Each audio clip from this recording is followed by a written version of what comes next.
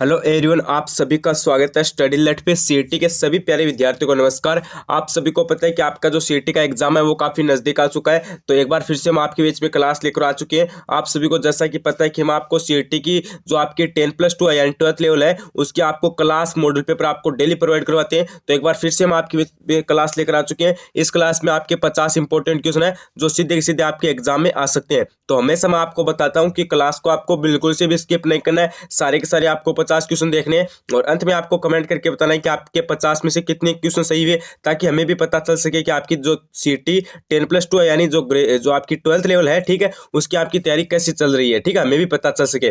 तो क्लास को एकदम से एंड तक देखिए, बिल्कुल जब स्किप नहीं कीजिए।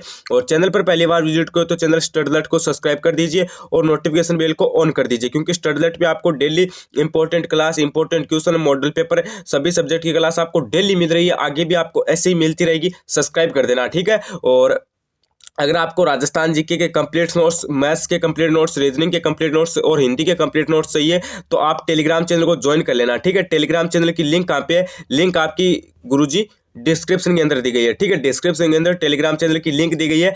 स्टडी अलर्ट नाम से आपका टेलीग्राम चैनल है, उस पर आप ज्वाइन कर लेना, वहाँ पे आपको कंप्लीट नोट्स भी मिल जाएंगे, ठीक है। तो क्लास को स्टार्ट कर लेते हैं, ज़्यादा कुछ देरी नहीं करेंगे। सबसे पहला क्वेश्चन देखिए कि बलवंत विलास के रचयिता है। देखो आपका जो सबसे पहला क्वेश्चन है वो आ गया आपकी स्क्रीन के सामने कि बलवंत विलास के रचयिता है कर्नल टॉड है, कर्णिदान है, सूर्यमल मिश्रण है या फिर चंद्र बरदाई है। तो इसमें आपका हो जाएगा ऑप्शन नंबर कौन सा? सी हो जाएगा, यानी सूर्यमल मिश्रण है, ठीक है। कौन है? सूर्यमल मिश्रण। एक वंश भास्कर के भी रचयिता आपको पूछा जा सकता है, वंश भास्कर के रचयिता है वो भी आपके कौन है? सूर्यमल मिश्रण है, ठीक है। अगला देखिए, अगला है कि कर्नल टॉड ने किस ग्रंथ में 10 सहस्त्र घोड़ों का बल माना है? किस में माना है बताओ भाई? बिसल देव रासो में, बेली कृष्ण रुक्मणी में, राजविलास में या फिर रूठी रानी में? तो इसमें आपका हो जाएगा ऑप्शन नंबर बी, यानी बेली कृष्ण रुक्मणी रे, ठीक है। अगला देखिए, अगला आपका क्वेश्चन है कि जगत शिरोमणि का मंदिर राजस्थान में कहाँ पर स्थित है? स्टार लगा लीजिए भाई, क्या कर लीजिए, इस क्वेश्चन पे थोड़ा सा स्टार वगैरह ना लगाना चाहो तो लगा लेना, क्योंकि ये क्वेश्चन आपका 100% है, एग्जाम में आ सकता है कि जगत शिरोमणि का मंदिर राजस्थान में कहाँ पर स्थित है। एक तो है राजधानी जयपुर, एक है आमेर, एक है अजमेर, एक है पुष्कर। तो इसमें आपका हो जाएगा ऑप्शन नंबर बी हो जाएगा, यानी आमेर के अंदर है, ठीक है। कहाँ पे है जगत शिरोमणि का मंदिर? राजस्थान में, आमेर के अंदर। अगला देखिए, अगला है कि मेवाड़ के शासक एकलिंग जी को अपना इष्ट देव एवं समय को उनका दिव्यान मानते हुए इनका मंदिर कहाँ पे है? तो इनका मंदिर कहाँ पे हो जाएगा? अरे गुरुजी, इनका मंदिर हो जाएगा आपका उदयपुर के अंदर। एक आपको ये भी पूछा जा सकता है कि जरगा पर्वत कहाँ पे है? बताओ भाई, जरगा पर्वत।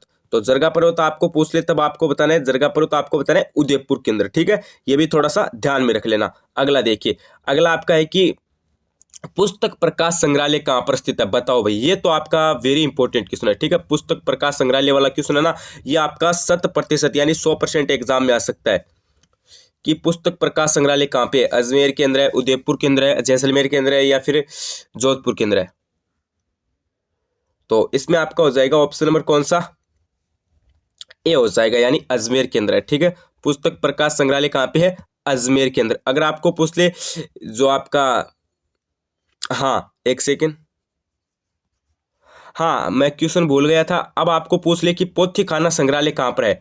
हाँ, आपको ऐसा क्वेश्चन पूछा जा सकता है कि पोथी खाना संग्रहालय कहाँ पर है, तब आपको क्या बताना है? राजधानी जयपुर के अंदर आपका क्या है? पोथी खाना संग्रहालय है। और पुस्तक प्रकाश संग्रहालय आपको पूछ ले तब आपको बताना है अजमेर के अंदर है, ठीक है। और पुष्कर भी आपका अजमेर के अंदर है। अगला देखिए, अगला है कि ढोल नृत्य प्रसिद्ध है, जालोर का है, झालावाड़ का है, चूरू का है, टोंक का है?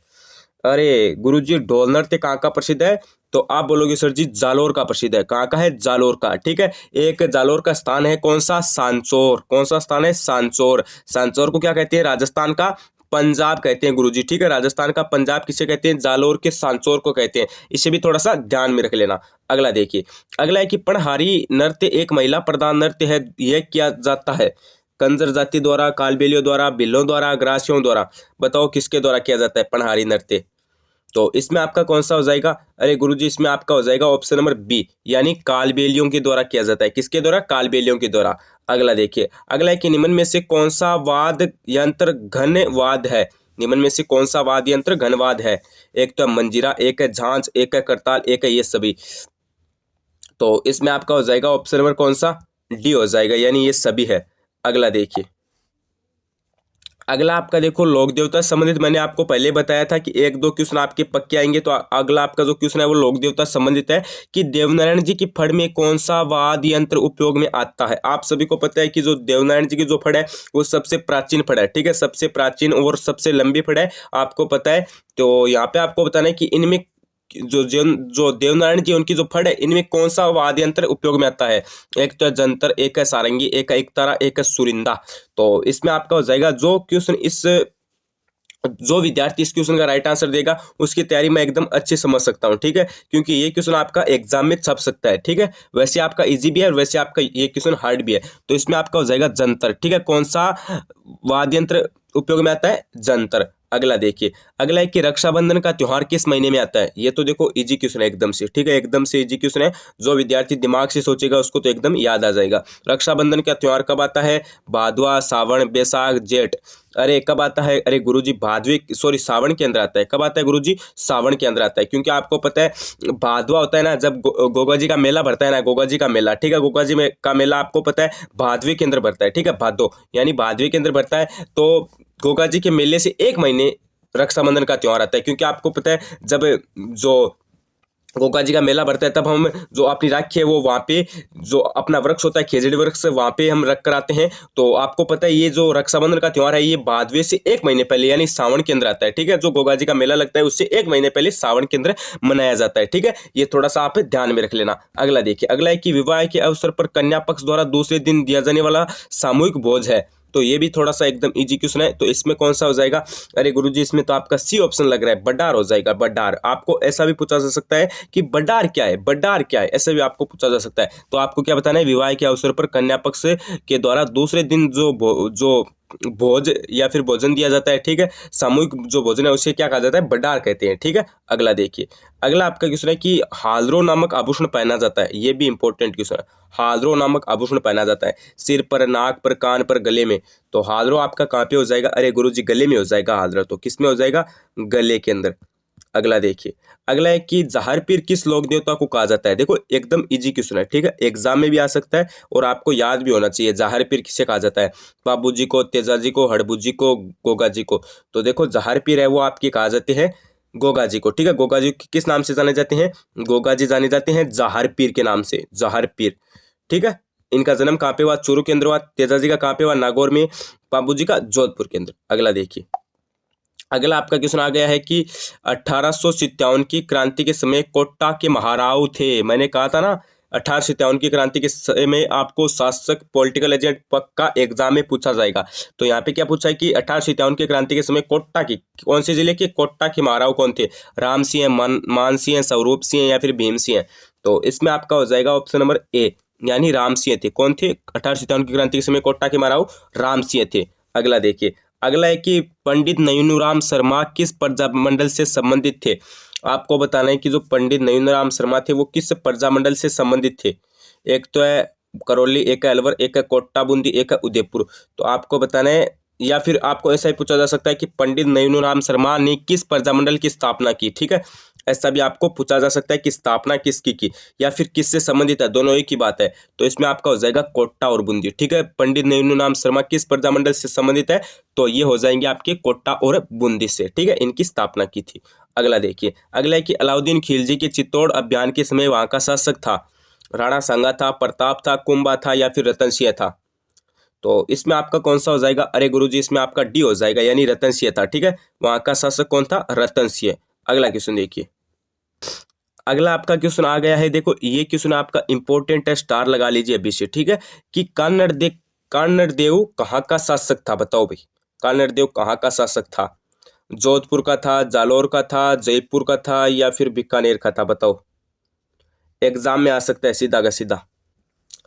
तो इसमें आपका कौन सा हो जाएगा? अरे गुरुजी इसमें तो बी लग रहा है, यानी जालोर का था, ठीक है। कान्नड़ देव कहाँ का था? जालोर का था, जालोर, ठीक है। अगला देखिए, अगला है कि राजस्थान में किसान आंदोलन का जनक किसे कहा जाता है। ये भी थोड़ा सा इंपॉर्टेंट क्वेश्चन है।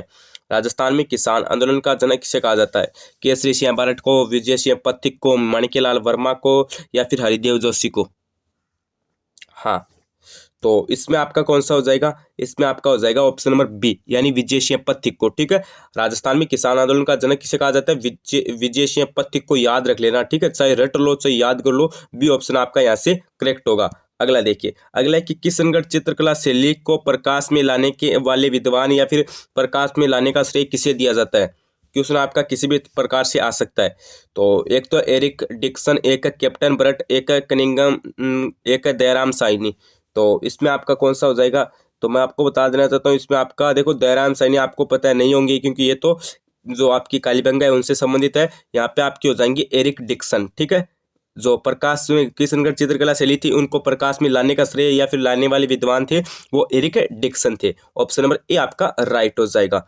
अगला क्वेश्चन देखिए, अगला आपका क्वेश्चन है कि साहिब राम नामक चित्रकार आदमकद चित्र बनाता था। ठीक है, साहिब राम नामक चित्रकार था, वो आदमकद चित्र बनाता था। यह किस चित्र शैली से संबंधित था, अजमेर से, जयपुर से, नागौर से या फिर जैसलमेर से। यहाँ पे जैसलमेर ठीक है नाम है, तो यहाँ पे कौन सा हो जाएगा, अरे गुरुजी बी ऑप्शन हो जाएगा यानी जयपुर चित्रकला शैली से संबंधित था। ठीक है, राजधानी जयपुर चित्रकला शैली से संबंधित था। अगला क्वेश्चन देखिए, अगला क्वेश्चन आपका आ गया है कि बूंदी चित्रकला शैली से हमें राजस्थानी चित्रकला का आरंभिक रूप देखने को मिलता है। इस शैली में असंगत है, इस शैली में असंगत बताना इनमें से कौन सा है। इसका सबसे प्रसिद्ध चित्र मुम्मल है, एक तो ये कहा गया है, तो और एक आपका कहा गया है कि इस शैली में पशु पक्षियों का बहुलता से चित्रण किया गया है। एक है यह शैली भित्त चित्रों के लिए जानी जाती है। एक राजा उमेश यानी एक चित्रशाला का निर्माण करवाया। तो इसमें से हमें बताना है कि इस शैली में कौन सा असंगत है। तो इसमें आपका हो जाएगा ऑप्शन नंबर ए यानी इसका सबसे बड़ा प्रसिद्ध चित्र मुम्मल है। ठीक है, अगला देखिए, अगला आपका क्वेश्चन है कि जगन निवास एवं जग मंदिर महल किस शहर की शोभा है। बताओ भाई, जग निवास एवं जग मंदिर महल किस शहर की शोभा है, जयपुर की है, अजमेर की है, अलवर की है या फिर उदयपुर की है। तो इसमें आपका कौन सा हो जाएगा, अरे गुरुजी डी लग रहा है, अरे डी को लॉक कर दो, उदयपुर हो जाएगा। अगला देखिए, अगला है कि निम्न में से कौन सी रचना कृति दलपति विजय की है। बताओ भाई, निम्न में से कौन सी रचना दलपति विजय की है। फेक फेरो है, खुमान रासो है, कहर प्रकाश है, पृथ्वीराज विजय है। तो इसमें आपका हो जाएगा ऑप्शन नंबर बी यानी खुमान रासो हो जाएगी। ठीक है, दलपति विजय की जो रचना है वो हो जाएगी खुमान रासो। अगला देखिए, अगला है कि किस नृत्य में एक मटके में कपास के बीज में तेल डालकर और आग जलाकर महिलाओं द्वारा नृत्य किया जाता है। ये भी थोड़ा सा ध्यान में रख लेना। ठीक है, एग्जाम में आ सकते हैं ऐसे क्वेश्चन। तो इसमें आपका एक तो चर्री, एक है घेर, एक है भवाई, एक है रणबाजा। तो इसमें आपका हो जाएगा ऑप्शन नंबर ए यानी चर्री हो जाएगा। ठीक है, अगला देखिए, अगला आपका क्वेश्चन आ गया है कि करमेती नामक महिला के पति को सर्प खा गया और वह सती हो गई, जो प्रसिद्ध है, जो प्रसिद्ध है। बताओ भाई, नारायणी माता, शीतला माता, शीला देवी या फिर केला देवी। तो इसमें आपका हो जाएगा ऑप्शन नंबर कौन सा, अरे गुरुजी ए हो जाएगा यानी नारायणी माता। अगला देखिए, अगला है कि शीतला माता बच्चों की सर्वशिक्षा देवी कहलाती है। इनसे संबंधित कौन सा तथ्य सही नहीं है। हमें बताना है कि इनसे संबंधित कौन सा तथ्य सही नहीं है। एक तो देखो, इनका वाहन गधा है, ये तो एकदम राइट है। इनका प्रतीक दीपक मिट्टी की कटोरियां है, ये भी सही है। और इनका पुजारी कुम्हार होता है, ये भी सही है। इनका मंदिर हनुमानगढ़ में है, ये गलत है। ठीक है, इनका मंदिर हनुमानगढ़ के अंदर नहीं है। अगला देखिए, अगला है कि अहिरवाटी राजस्थान के किस क्षेत्र में बोली जाती है। स्टार लगाओ अभी के अभी स्टार लगाओ कि अहिरवाटी राजस्थान के किस क्षेत्र में बोली जाती है। हाड़ौती में, शेखावाटी में, वागड़ में, मेवाती में। तो इसमें आपका हो जाएगा ऑप्शन नंबर डी यानी मेवाती में बोली जाती है अहिरवाटी। ठीक है, अगला देखिए, अगला आपका क्वेश्चन आ गया है कि राजस्थान उच्च न्यायालय की खंडपीठ स्थापित है। बताओ भाई, ये क्वेश्चन आपको नहीं आता है तो मैं समझ सकता हूँ कि आपकी तैयारी अच्छी नहीं है, क्योंकि एकदम इजी सा क्वेश्चन है ये। तो एक तो है जोधपुर में, एक है अजमेर में, एक है जयपुर में, एक है अलवर में। तो इसमें आपका हो जाएगा जयपुर में है। ठीक है, राजस्थान उच्च न्यायालय की खंडपीठ स्थापित कहाँ पर है, जयपुर के अंदर है। अगला देखिए, अगला है कि राजस्थान में सबसे बड़ा विधानसभा क्षेत्रफल की दृष्टि से बताओ कौन सा है। क्षेत्रफल की दृष्टि से विधानसभा क्षेत्र कौन सा है। जयपुर है, भरतपुर है, नागौर है, जैसलमेर है। तो इसमें आपका कौन सा हो जाएगा, अरे गुरुजी इसमें तो डी लग रहा है यानी विधानसभा क्षेत्रफल की दृष्टि से है ना, वो हो जाएगा जैसलमेर। अगर आपको पूछ ले कि विधानसभा निम्नलिखित में से हमें अभी क्या पूछा है कि राजस्थान में सबसे बड़ा विधानसभा क्षेत्रफल सॉरी क्षेत्रफल की दृष्टि से सबसे बड़ा बताना है तो जैसलमेर हो गया। अगर आपको पूछ ले कि राजस्थान में सबसे बड़ा विधानसभा क्षेत्र जनसंख्या की दृष्टि से कौन सा बड़ा है, तब आपको बताना है जयपुर। ठीक है, जयपुर है विधानसभा का क्षेत्र, वो है जनसंख्या की दृष्टि से बड़ा है, और जैसलमेर विधानसभा क्षेत्र है वो क्षेत्रफल की दृष्टि से बड़ा है। ठीक है, इन दोनों को याद रख लेना। यहाँ पे आपका डी ऑप्शन राइट हो जाएगा। अगला देखिए, अगला है कि जयपुर नगर की स्थापना की गई। तो सबसे पहले आपको पता होना चाहिए कि जयपुर नगर की स्थापना किसने की, स्वाई मानसिंह ने की। ठीक है, स्वाई मानसिंह ने की, स्वाई मानसिंह। आपको पता है जयपुर के अंदर स्वाई मानसिंह के नाम से एक क्रिकेट स्टेडियम भी है जिसका नाम है एसएमएस क्रिकेट स्टेडियम। ठीक है, यानी स्वाई मानसिंह क्रिकेट स्टेडियम है और उन्होंने जयपुर नगर की स्थापना की थी। अब हमें क्या पूछा है कि कब की, 28 नवंबर 1777 को, या फिर 28 दिसंबर सॉरी पहले क्या बोल रहा है, पहले कह रहा है कि 28 नवंबर 1777 को, 18 दिसंबर 1727 को, 18 नवंबर 1727 को, या फिर 18 नवंबर 1729 को। तो देखो मैं पहले बता देना चाहता हूं कि जयपुर नगर की स्थापना है वो 1727 में भी, 1727 में भी। तो ऑप्शन नंबर डी और ए है ये आपका पहले से कट हो जाएगा। ठीक है, डी और एक पहले से कट हो जाएगा। उसके बाद आपको पता होना चाहिए कि जो जयपुर नगर की जो स्थापना है ना, वो नवंबर महीने में हुई थी, दिसंबर में नहीं हुई थी। तो 18 नवंबर 1727 में जयपुर नगर की स्थापना हुई। ऑप्शन नंबर सी आपका राइट हो जाएगा। अगला देखिए, अगला है कि श्रीपंथ किसका प्राचीन नाम था, बताओ भाई श्रीपंथ किसका प्राचीन नाम था। आपको पता है जांगल प्रदेश था वो जोधपुर और बीकानेर का था। हमें क्या पूछा है कि श्रीपंथ किसका प्राचीन नाम था। तो देखो एक तो है जोधपुर, एक है हनुमानगढ़, एक है प्रतापगढ़, एक है बयाना। तो इसमें आपका हो जाएगा बयाना का था। ठीक है, बयाना का। अगला देखिए, अगला है कि राजस्थान का क्षेत्रफल भारत के संदर्भ में कितना प्रतिशत है। एकदम इजी क्वेश्चन है, एकदम इजी क्वेश्चन है। ये क्वेश्चन आया था वनपाल के एग्जाम, सॉरी वनरक्षक के एग्जाम में। तो आपका सीटी 12th लेवल में भी आपका आ सकता है, क्योंकि कर्मचारी चयन बोर्ड ऐसे क्वेश्चन आपके एग्जाम में देते हैं। तो यहाँ पे एक तो 15%, एक है 10.41, एक है 10.99, एक है 11.41। तो देखो आपको कंफ्यूज किया जा रहा है, यहाँ पे 10.41 देख रहे हो और 11.41 देख रहे हो, आपको कंफ्यूज किया जा रहा है। अब आपको पता है कि 0.41 तो है, लेकिन 11 पॉइंट है या फिर 10 पॉइंट है ये आपको पता नहीं है, तो आप कंफ्यूज हो जाओगे। तो हमेशा आपको याद रखना है कि 10.41 है। ठीक है, 10 पॉइंट क्या है, 41 है। अगला देखिए, अगला आपका क्वेश्चन आ गया है कि राजस्थान में या फिर राज्य में सबसे ऊंची झील बताओ भाई। ये भी इंपॉर्टेंट क्वेश्चन है। ठीक है, ये भी क्या है, इंपॉर्टेंट क्वेश्चन है कि राज्य में सबसे ऊंची झील है। तो एक तो है जयसमंद, एक है राजसमंद, एक है नक्की, एक है फाई सागर। तो इसमें आपका हो जाएगा ऑप्शन नंबर कौन सा, सी हो जाएगा, यानी नक्की है। अगला देखिए, अगला है कि राजस्थान के जिलों की जनसंख्या आकार कुल जनसंख्या की दृष्टि से सही अवरोही क्रम है। सही अवरोही क्रम हमें बताना है जनसंख्या का। सही अवरोही क्रम हमें क्या बताना है, जनसंख्या का बताना है कि इसमें कौन सा सही होगा। तो देखो इसमें ना ए ऑप्शन हो जाएगा। ठीक है, कौन सा हो जाएगा, ए ऑप्शन, यानी जोधपुर, अलवर, नागौर, उदयपुर। ठीक है, जोधपुर, अलवर, नागौर, उदयपुर। यानी अवरोही आपको पता है क्या होता है, बड़े से लेकर छोटा होता है। ठीक है, अवरोही आपको बोल दे तो हमेशा याद रखना बड़े से छोटा। ठीक है, और अगर आपको बोल दे कि आरोही, तब आपका क्या होगा, छोटे से बड़ा। ठीक है, हमें क्या बोला है प्रश्न में कि सही अवरोही तो बड़े से लेकर छोटा बताना है। तो बड़ा आपको पता है पहले जोधपुर हो जाएगा आपका। ठीक है, उसके बाद अलवर हो जाएगा, उसके बाद नागौर हो जाएगा, उसके बाद उदयपुर हो जाएगा। ठीक है, और अगर आपको यहाँ पे बोल देता कि अव अवरोही न बोलकर आपको आरोही बोल देता, तब आपको बताना था उदयपुर, नागौर, अलवर, जोधपुर। ठीक है, ये भी थोड़ा सा ध्यान में रख लेना, क्योंकि इससे आपका क्वेश्चन है वो गलत भी हो सकता है। अवरोही आरोही आपको आना चाहिए। ठीक है, अगर यहाँ पे आपको अवरोही पूछा है तो ए ऑप्शन होगा, आरोही पूछा है तो डी ऑप्शन होगा। ठीक है, लेकिन फिलहाल में हमें अवरोही पूछा है तो ए ऑप्शन हमारा राइट हो जाएगा। अगला देखिए, मैं थोड़ा सा विस्तार से समझाता हूँ। ठीक है, इसलिए हमेशा कहता हूँ कि क्लास आपको एंड तक देखनी है। अगला देखिए, अगला है कि पूर्णतः राजस्थान में बहने वाली लंबी नदी कौन सी है, इस पर भी स्टार लगा लीजिए। तो एक तो है बनास, एक है चंबल, एक है माही, एक है लूणी। तो इसमें आपका हो जाएगा ऑप्शन नंबर कौन सा, अरे गुरुजी ए हो जाएगा, बनास है। ठीक है, अगला देखिए, अगला है कि सर्वाधिक मात्रा में स्थायी जल वाली नदी कौन सी है। चंबल है, माही है, बाणगंगा है, या फिर रूपारेल है। तो इसमें आपका कौन सा हो जाएगा, गुरुजी ए हो जाएगा, यानी चंबल। अगला देखिए, अगला है कि 0 से 6 आयु वर्ग का लिंगानुपात है, जनगणना 2011 के अनुसार बताना है। 926 है, या 1012 है, 1805 है, या फिर 888 है। एकदम इजी क्वेश्चन है। कितना होगा, अरे गुरुजी 8 8 होगा, 8 8 8 8, यानी 888 है, ठीक है। और अभी करंट का पर्सन भी बन सकता है, क्योंकि अभी ये जो लिंगानुपात है ये अभी बढ़ गया है, ठीक है। अभी क्या गया है, बढ़ गया है।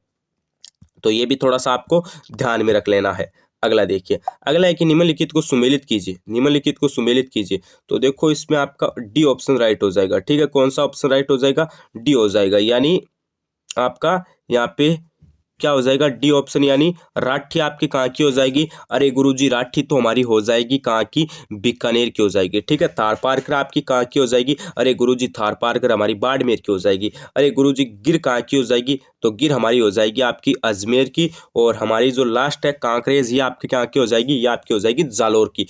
आपको पता है ये सभी किसकी नस्ल है, अरे गुरुजी गाय की नस्ल है, ठीक है, गाय की नस्ल। एक और भी आती है आपकी थार पारकर, राठी, गिर, कांकरेज, एक आपकी आती है साहीवाल। कौन सी, साहीवाल। इसे भी थोड़ा सा ध्यान में रख लेना, ठीक है। ये प्रमुख नस्ल है गाय की। अगला देखिए, अगला है कि राजस्थान में बाघ परियोजना सबसे पहले कहां पर शुरू की गई, ऐसा क्वेश्चन है। आपको बताना है राजस्थान में बाघ परियोजना सबसे पहले कहां पर शुरू की गई, सरसरिका में, रणथंभौर में, केवलादेव में, या फिर अलवर में। तो इसमें आपका हो जाएगा रणथंभौर में की गई। कहां पे की गई, रणथंभौर में। अगला देखिए, अगला है कि मिट्टी की क्षारीयता दूर की जाती है जिप्सम से, पानी से, घास से, या फिर इनमें से कोई नहीं। इसे पे भी स्टार लगा लेना, ठीक है। इस पे भी क्या कर लेना, स्टार लगा लेना कि मिट्टी की क्षारीयता दूर की जाती है। बताओ भाई, कमेंट भी आपको करना है। तो इसमें आपका हो जाएगा जिप्सम से की जाती है, ठीक है। अगला देखिए, अगला है कि हिंदुस्तान जिंक लिमिटेड का मुख्यालय है उदयपुर केंद्र है, चित्तौड़ केंद्र है, राजसमंद केंद्र है, या फिर पाली केंद्र। तो इसमें आपका हो जाएगा उदयपुर। अगला देखिए, अगला है कि नीमला रायसेला क्षेत्र में लोह अयस्क निकाला जाता है, यह है अजमेर केंद्र है, जालोर केंद्र है, दौसा केंद्र है, या फिर सीकर केंद्र। तो ये आपका हो जाएगा दौसा केंद्र है, ठीक है। कहाँ पे, दौसा केंद्र। अगला देखिए, अगला आपका क्वेश्चन आ गया है कि निम्न में से खरीफ की फसल कौन सी है। देखो अभी बताओ भाई, 94 में बताओ निम्न में से कौन सी फसल खरीफ की है। बाजरा, मक्का, उड़द, या ये सभी। गई भैंसे पानी में, क्योंकि बताओ खरीफ की फसल कौन सी है। अरे गुरुजी ये सभी हो जाएगा, क्योंकि बाजरा भी खरीफ की है, मक्का भी खरीफ की है, उड़द भी खरीफ की है, ठीक है। और गेहूं, सरसों, ये आपकी फसलें हैं, ये आपकी किसकी है, अरे गुरुजी ये तो रबी की है, ठीक है। अगला देखिए, अगला आपका है कि किस जिले में सबसे कम पशु संपदा है। बताओ भाई, किस जिले में कब सबसे कम पशु संपदा है। जैसलमेर, चूरू, धौलपुर, पारा। तो इसमें आपका हो जाएगा धौलपुर के अंदर है, ठीक है। सबसे कम पशु संपदा कहाँ पे है, धौलपुर के अंदर है। अगला देखिए, अगला है कि किस देवी की मूर्ति के ऊपरी हिस्से पर पंचदेवी की प्रतिमाएं उत्कीर्ण है। बताओ भाई, सच्या माता के, आई माता के, शिला देवी के, या फिर शाकंभरी के। जल्दी से बताओ। तो इसमें आपका कौन सा हो जाएगा, अरे गुरुजी शी हो जाएगा, यानी शिला माता की, सॉरी शिला देवी की है, ठीक है। अगला देखिए, अगला है कि मीणा जाति किस लोक देवता की झूठी कसम नहीं खाती है। ये देखो स्टार लगाने वाला क्वेश्चन है, पक्का आ सकता है एग्जाम में, क्योंकि आपको पता है लोक देवता संबंधित क्वेश्चन आपका आएगा। तो अभी आपको क्या पूछा है कि जो मीणा जाति के जो लोग है ना, ठीक है, या फिर मीणा जाति है, वो किस लोक देवता की झूठी कसम नहीं खाती है। बताओ, रूपनाथ जी की, हरिराम बाबा की, संत मानसी की, या फिर बुढ़िया बाबा की। जल्दी से बताओ। अरे गुरुजी कौन सा हो जाएगा, डी हो जाएगा, यानी भूरिया बाबा की नहीं खाती है। अगला देखिए, अगला है कि किक्का किसके बचपन का नाम था। कुंभा के, सांगा के, राणा प्रताप के, या फिर अकबर के। तो देखो किक्का है वो किसके बचपन का नाम था। अरे गुरुजी इसमें आपका हो जाएगा ऑप्शन नंबर कौन सा, सी हो जाएगा, यानी राणा प्रताप के बचपन का नाम था। अगला देखिए, अगला है कि जुते हुए खेत के साक्ष्य मिले हैं कालीबंगा से, आहड़ से, गणेश्वर से, एलाना से। तो आपको पता है कालीबंगा, गणेश्वर कहाँ पे है, सीकर, आहड़ कहाँ पे है, उदयपुर, कालीबंगा कहाँ पे है, हनुमानगढ़, ठीक है। ये भी आपको बताना है, ये भी आपको पता होना चाहिए। और जुते हुए खेत है ना, वो उसके जो साक्ष्य है ये आपके मिले हैं कालीबंगा से। अगला देखिए, अगला है कि मत्स्य संघ में शामिल रियासत थी। बताओ भाई, मत्स्य संघ में शामिल रियासत थी, इंपॉर्टेंट क्वेश्चन है। अलवर, करौली, भरतपुर, या सभी। तो इसमें आपका हो जाएगा ये सभी थी, ठीक है। अलवर भी थी, करौली भी थी, भरतपुर भी थी, ठीक है। तो डी ऑप्शन आपका राइट हो जाएगा। तो ये तो हमारे आज के इंपॉर्टेंट क्वेश्चन थे। अभी आपको कमेंट करके बताना है कि आपको क्लास कैसी लगी, ठीक है। क्लास कैसी लगी कमेंट करके बताइए। और आपको कमेंट करके ये भी बताना है कि आपके 50 में से कितने क्वेश्चन सही हुए, ठीक है। 50 में से कितने क्वेश्चन सही हुए ये भी आपको कमेंट करके बताना है। शायद आपका 74 नंबर क्वेश्चन है वो शायद बीच में रह गया है, तो उसको भी बोनस के तौर पर काउंट कर लेना आप, ठीक है। बोनस के तौर पर आपको काउंट कर लेना है। आपके मान लीजिए 49 में से अब मान लीजिए आपके 37 क्वेश्चन सही हो रहे हैं तो आपको 1 प्लस कर देना है, ठीक है, 38 बता देने हैं, ठीक है। तो आपको उस क्वेश्चन को बोनस के तौर पर काउंट कर लेना है और कमेंट आपको अत्यावश्यक करना है कि आपके कितने क्वेश्चन सही हुए, 10 हो, 20 हो, 30, 40 कितने भी हो, आप ईमानदारी से कमेंट कर देना। और चैनल पर पहली बार विजिट को अभी भी सब्सक्राइब नहीं किया तो सब्सक्राइब कर दीजिए और नोटिफिकेशन बेल को ऑन कर दीजिए, क्योंकि यहाँ पे आपको important question model paper daily provide करवाए जाएंगे। और टेलीग्राम चैनल को ज्वाइन कर लेना, लिंक आपकी डिस्क्रिप्शन के अंदर दी गई है। तो बने रहिए चैनल स्टडी अलर्ट के साथ, like and subscribe study alert. धन्यवाद, थैंक यू।